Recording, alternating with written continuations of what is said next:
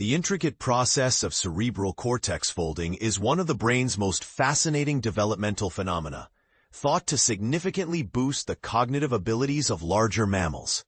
But here's where it gets controversial.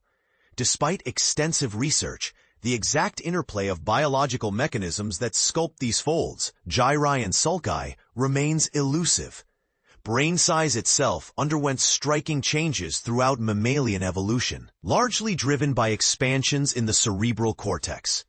While large mammals such as primates display a richly folded cortex, smaller mammals like mice typically have a smooth cortical surface, also known as a lissencephalic brain. Scientists have long sought to uncover the cellular and mechanical forces underpinning this folding. Key drivers identified include cell proliferation, neuronal migration, and the biomechanical properties of brain tissue. Historically, much attention is focused on how increasing the proliferation of progenitor cells correlates with a larger, folded cortex. These progenitor cells reside in two specialized germinal regions within the developing cortex: the ventricular zone, VZ, containing neuroepithelial cells, NECs, and apical radial glia, ARG, and the subventricular zone, SVZ, which harbors intermediate progenitors, IPs, and basal radial glia, BRG. Interestingly, a hallmark of folded brains, or gyrencephalic species, is an expanded SVZ that itself distinguishes into inner ISVZ and outer OSVZ layers. Unlike the uniform SVZ seen in mice, gyrencephalic brains exhibit microdomains with variable progenitor proliferation. High proliferation zones tend to mark future gyri, fold peaks, whereas low proliferation zones often correspond to future sulci, fold troughs. This spatial patterning has been experimentally supported by findings where localized progenitor amplification in mice induces gyrus-like formations. But here's the catch. When progenitor expansion is uniformly increased across the cortex, folding does not occur. There is only thickening. This suggests that it is not mere expansion, but the regional, domain-specific proliferation of progenitors that is crucial for initiating cortical folds. Generating mouse models that replicate cortical folding through progenitor expansion has proven challenging. Some genetic manipulations, such as increasing sonic hedgehog, SHH, or Wnt signaling pathways, do induce intermediate progenitor amplification and folding.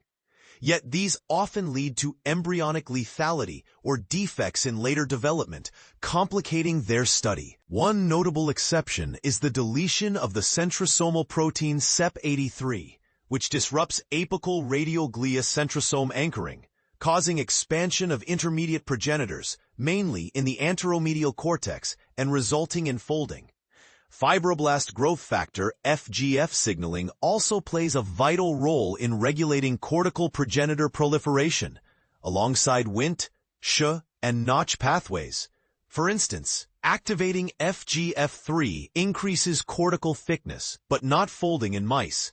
Conversely, experimental FGF2 administration promotes ventricular sector growth and progenitor proliferation, correlating with folding, particularly in gyrencephalic models like ferrets.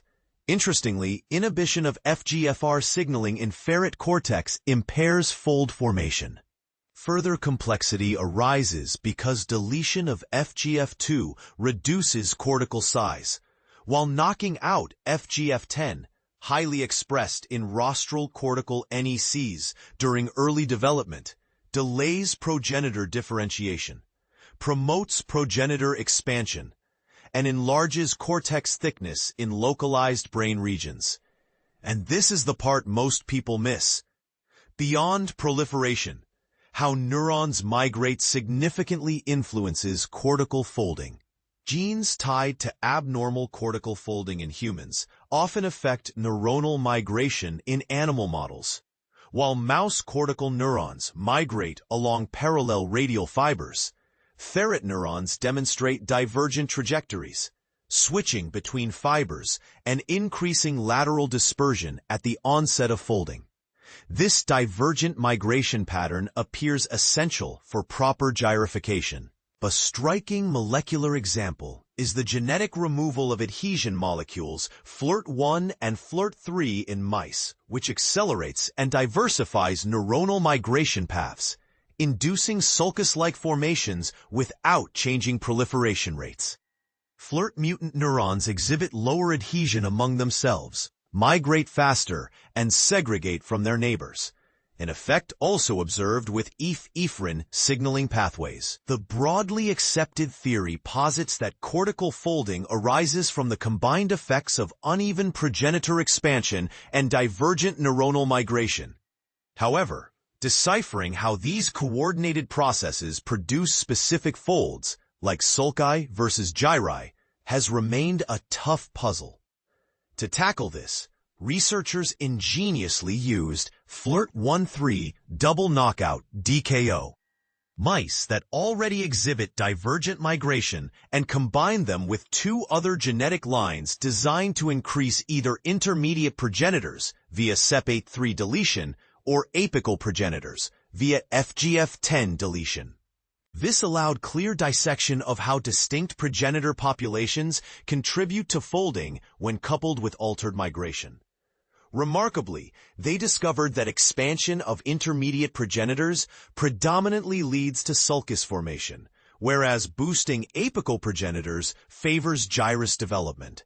Using single-cell RNA sequencing and computational simulations, they further elucidated that changes in neuronal adhesion, cell sorting driven by differential adhesiveness, increased cortical plate cell density, and lateral dispersion during migration form the critical parameters for folding.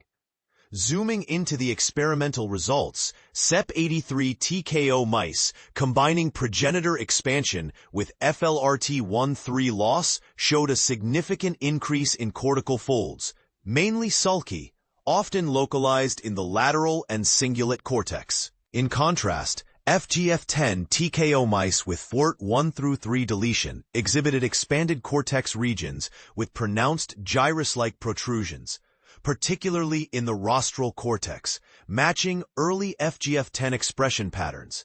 These foldings persisted postnatally, underscoring their stability. Further cellular analyses revealed differential progenitor expansions. CEP83 TKO animals had increased intermediate progenitor numbers, TBR2+, while apical progenitor counts, SOX2+, remained stable. Conversely, FGF10 TKOs showed expanded apical progenitors without significant IP changes. The altered ratios of FLRT mutant neurons relative to wild-type neurons matched these progenitor expansions and migration behaviors.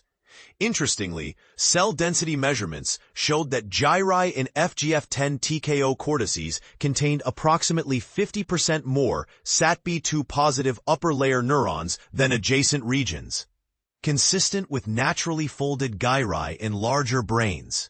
Sulci and CEP83 TKOs did not show this increased density, but features like thinning of lower cortical layers were evident, paralleling sulcus characteristics in gyrencephalic species. The migration speed of neurons was also elevated in both TKO models, as confirmed through live imaging and BRDU labeling experiments.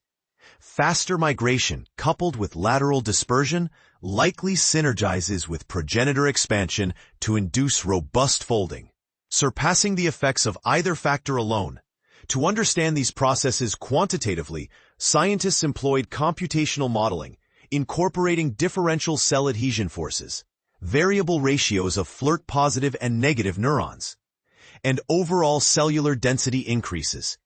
Their simulations nicely recapitulated experimental observations.